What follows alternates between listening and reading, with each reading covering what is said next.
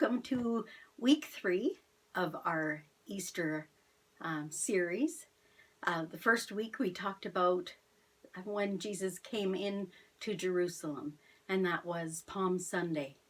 And that's actually this Sunday is Palm Sunday, but we talked about it back then because that's what happened first. And they were so excited about him coming, just like we are excited about him coming again. And then last week we talked about communion and about giving thanks and about remembering that Jesus died for us. And I'm just being so grateful. And so we talked about communion and we talked about saying grace and remember to be thankful. So this week we are going to talk about Good Friday. Now Good Friday seems like such a weird name for me because it doesn't seem like it was a very good Friday because it was when they crucified Jesus. It's when he died. When somebody that you love dies, it's not a very good day, but they call it Good Friday. So at the end, we're going to sing a song about it was a bad Friday. It was a sad Friday and why it was called Good Friday. But that's at the end. So we're going to talk about Jesus being arrested. And so I'm going to read to you. And I will just talk about it as I read to you. Now I want to read to you from Mark. So do you remember he was having dinner with his friends? And one of his friends, one of his disciples, was named Judas. And Judas was the guy who was going to tell people where they were. There was people looking for Jesus. They wanted to arrest him. They didn't like him, and they wanted to put him in jail. And they couldn't figure out anything that he had done wrong or anything, but they still wanted him in jail because they just didn't like him. And Judas decided that he would tell them where Jesus was. And they promised to give him 30 pieces of silver if he would tell them. And so Judas did that. Judas went and said where he was going to be. He was going to be at a garden so that he could pray. And so that's what they did. So he went and he told them, and there's the 30 pieces of silver. There you go, Judas. That's what he got. It just seems, I don't know, it seems sad to me that anybody needed that job to betray Jesus. I don't know, maybe he could have just given himself up or whatever, but for whatever reason, it had to happen that way. And in the Old Testament, it said that was going to happen, that he would be given away for the silver. And so it happened just like God said it was going to. So that's why it happened. Now, so let me see. Jesus was arrested. They went to the garden, and Judas felt terrible, and he ran away. He just really realized that it was a bad thing to do. But Jesus was arrested, and they took him, and they brought him before Pilate, and Pilate was the one who was going to say what happened to him. Now, it was a custom that they could trade somebody. So they could let anybody go in the whole prison. It was a custom that at the feast to release a prisoner whom the people requested. So this feast, this big Passover feast that they had, the people could say, we took a vote and this is who we want you to let go. Anybody in the whole prison.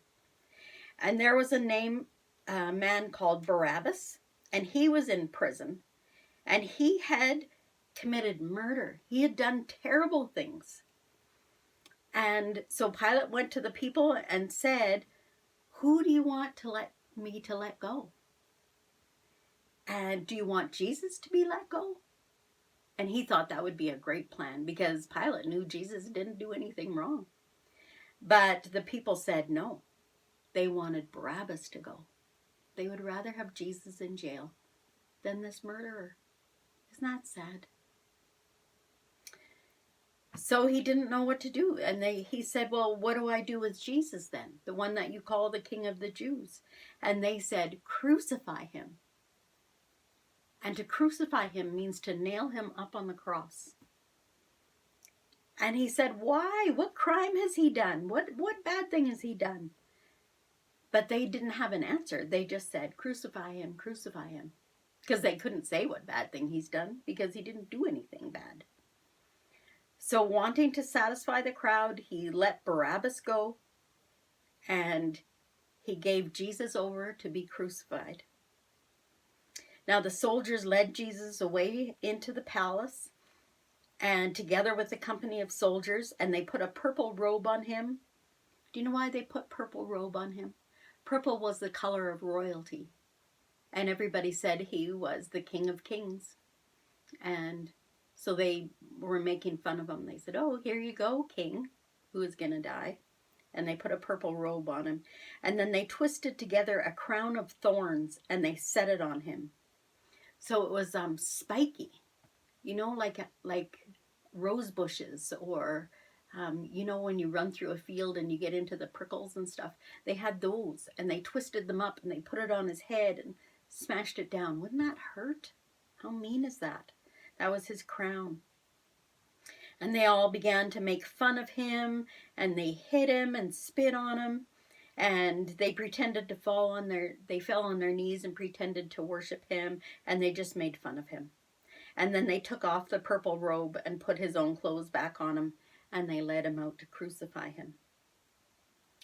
It was the third hour when they crucified him, and they wrote a notice with the charge against him, and they crucified him with two robbers.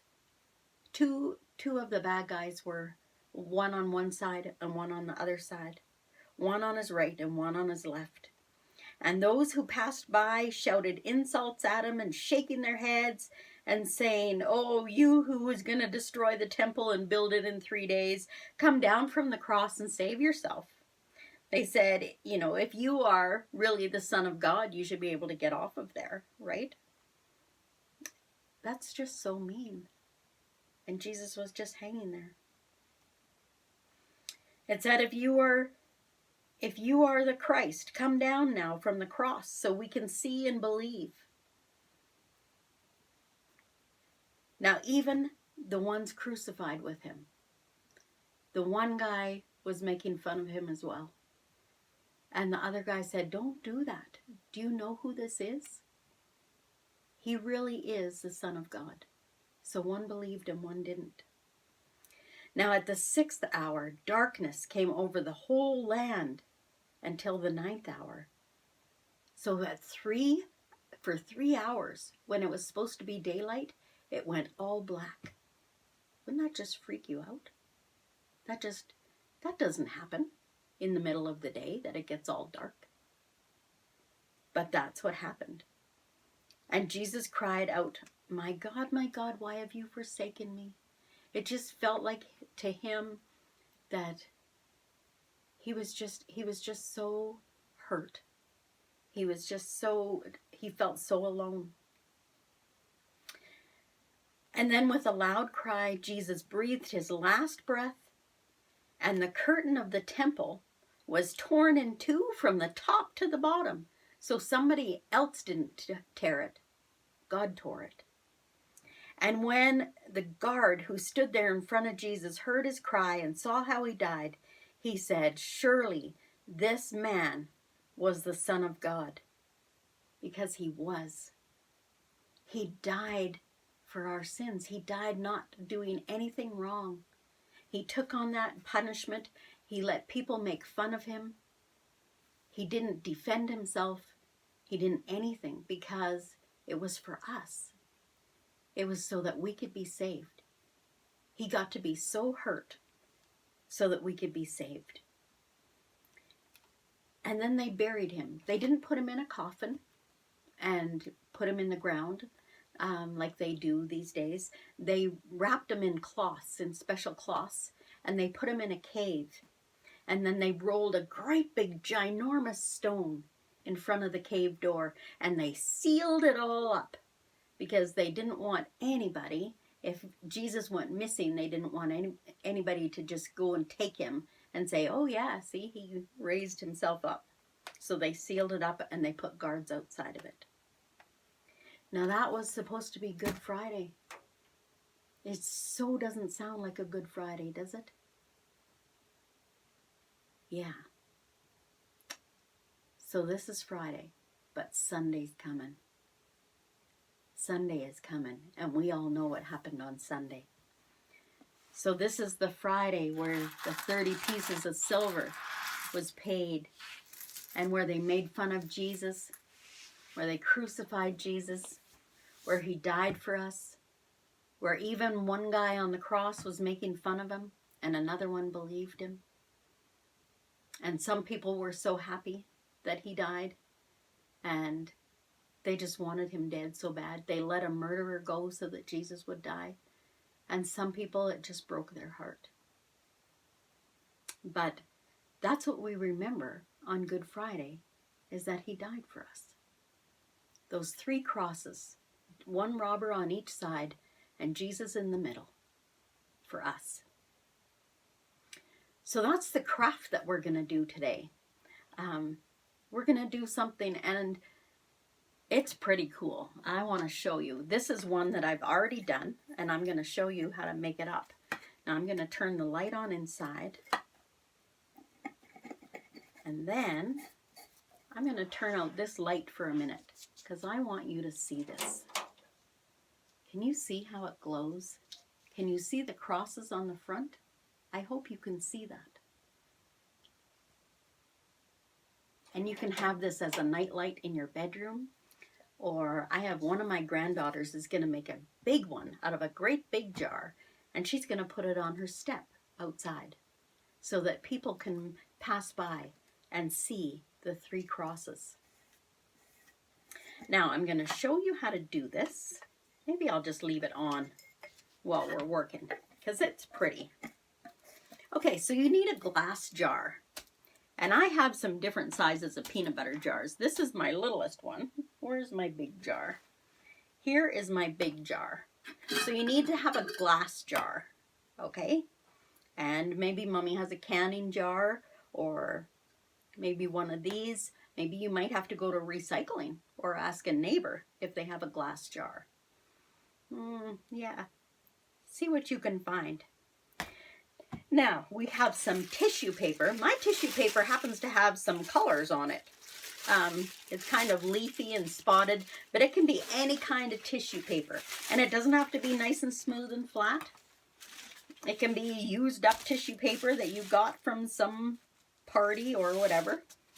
And you're going to kind of measure how tall your jar is. I'm going to do this the easy way. I'm going to fold it up a little bit so I don't have to do so much snipping, and measure how tall it is, and then cut it off. So that's going to give me, I have to make sure that it goes all the way around my jar, okay? So make sure that it goes all the way around, and if not, you can use more than one piece. Now the next thing you need is some glue. And I put it on here because it was easier. I mixed my glue with half glue and half water. So I'm going to shake it up a little bit. So you can pour some in a little cup or a little dish or something and mix it half with water and mix it all up. There we go. I'm going to put it in here because that's way easier. And somewhere I have a paintbrush. Oh, here's my paintbrush. Now I'm going to start by just painting a line on here. And once I paint the line, I am going to put this on here. Now you can paint the outside too a little bit because that makes it stick better. Okay? Because it'll soak right through. So we want the first piece especially. There we go. Okay? See that? Now it's stuck on. Now we're going to put that back a little bit, and we're just going to paint glue on our jar like this. Make a big sloppy mess with our glue. And we'll roll this around a little bit. Don't worry if it's not straight, that's okay. And then we're going to do some more. And we're going to keep doing this all the way around the whole jar. It doesn't make very much mess. Lots of my crafts are very messy, aren't they? This one is not so messy. Okay, so we got that far. We're going to do some more. This is a very fun one. It's not that hard so far. The hard part is coming up. Okay, we're going to fold that down. We're getting there. Almost to the end.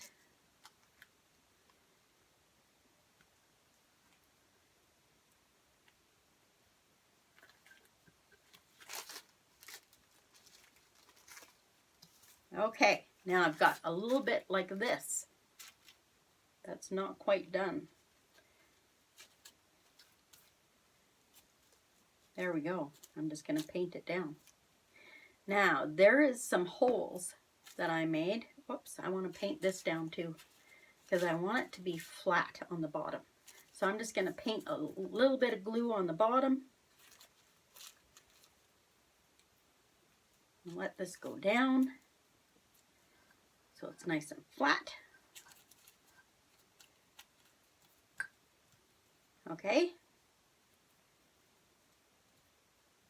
And once it dries, if you have little holes in it, you can just take another piece of your tissue paper, like that, because I have a little hole here, and I'm just going to paint some glue on here, and some tissue paper on here, and that covered that hole right up.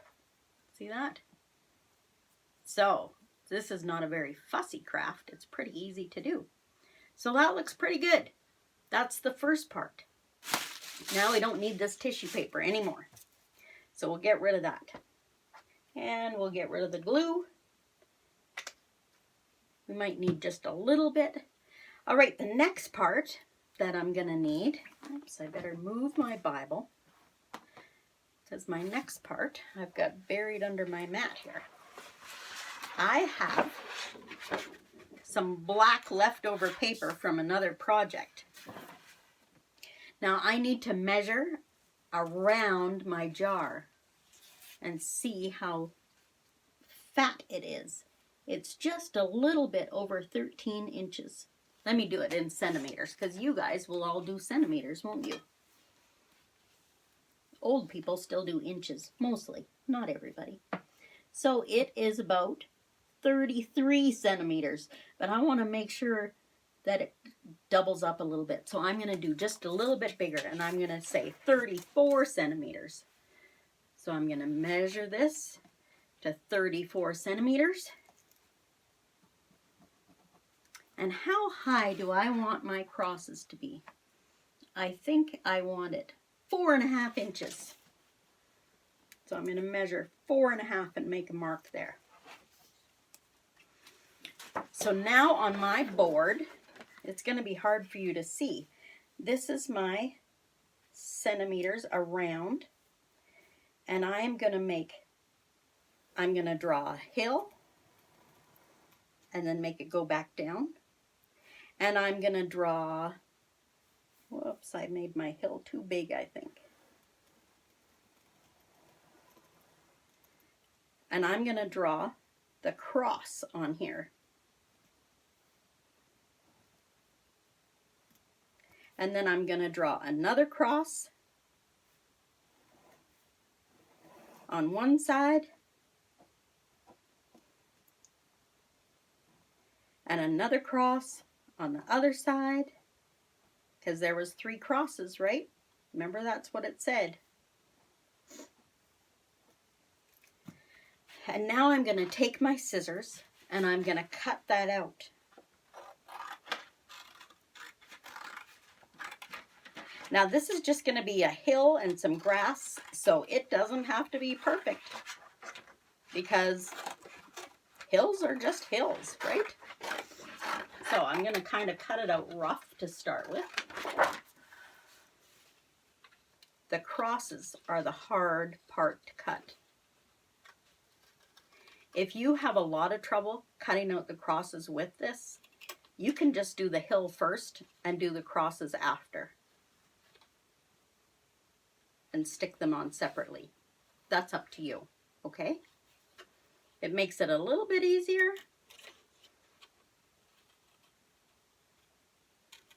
But I like to do it in one piece. Okay, there's my first cross. And now I'm cutting out the second cross, the middle cross. That's Jesus' cross, right?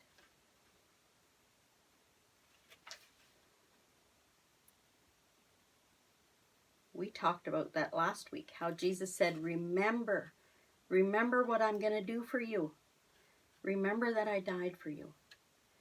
And this is one of the ways where we can show him we remember.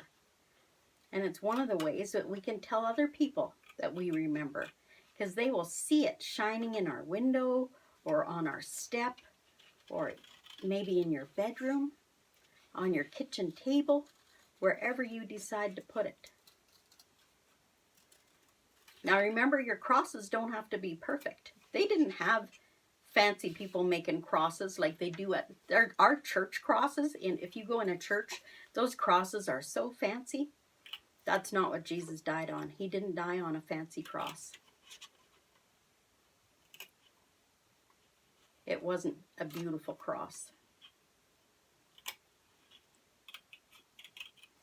Okay, I am almost done. Now I'm going to do the other side of the hill. Okay, can you see that? So if I hold it over here, maybe you can see that. There's my 3 crosses. Now if I put it on here, there we go. And it overlaps a little bit at the back. Now, so I'm going to take some of my glue. What happened to my paintbrush? Oh, there it is. I covered it up. I'm going to put some glue on this end, like that. And I'm going to wrap it around my jar.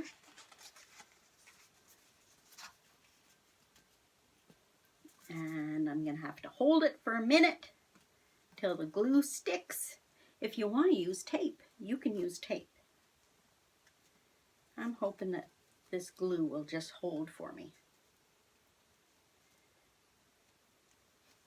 Okay, now if your crosses are not sitting nicely and flat, okay, come on there, hold for me, please.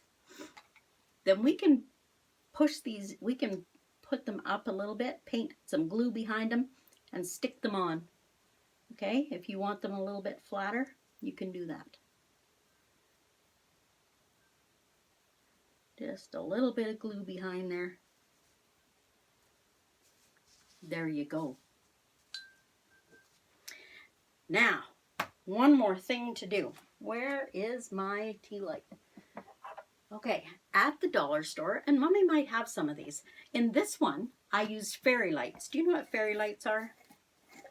Fairy lights are a whole string of little lights like this. Sometimes they're colored, sometimes they're just white. But I had some of these, so that's what I used for this one. And it worked really good. But today, I sent my husband to the store, to the dollar store, and I asked him to get me some of these little battery run tea lights. And you just click it on like this, and it comes on. And I'm going to put that inside of here. And we'll put on the lid. Now, if you want to color up the lid, cover it with tissue paper too, then you can, but you don't have to. And so that is that one. Now let me turn out the light. Can you see this? Look at how beautiful that is. I love that. That would look so nice in your house. So I hope you do one of these. And I hope you remember about Bad Friday, Mad Friday, and Glad Friday, because he died for us. So I'll turn the lights back on, and we're going to listen to a song, and then I will see you next Sunday when we talk about Easter Sunday, when Jesus rose again. And that was an awesome day. So we'll see you next time. Bye-bye.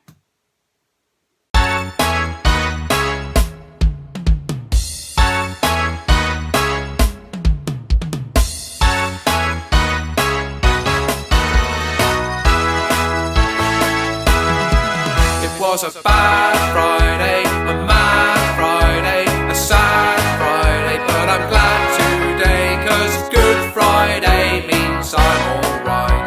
It's Good Friday 'cause Jesus died. It was a bad Friday, a mad Friday, a sad Friday, but I'm glad today, 'cause Good Friday means I'm alright. It's Good Friday 'cause Jesus died for me.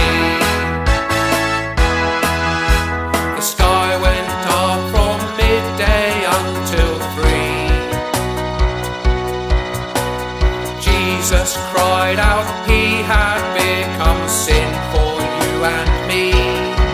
It was a bad Friday, a mad Friday, a sad Friday, but I'm glad today, 'cause Good Friday means I'm alright.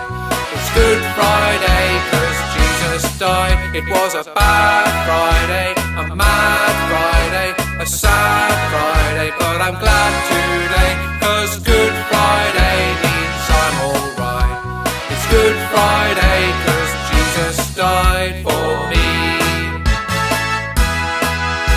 The curtain in the temple tore in two. No more, no entry, it's open. Jesus waits us through. It was a bad Friday, a mad Friday, a sad Friday, but I'm glad today, 'cause Good Friday means I'm alright. It's Good Friday 'cause Jesus died. It was a bad Friday, a mad Friday, a sad Friday, but I'm glad today, 'cause Good Friday means I'm alright. It's Good Friday 'cause Jesus died for me. Surely this man was the Son of God. So why is he dead? That Roman must have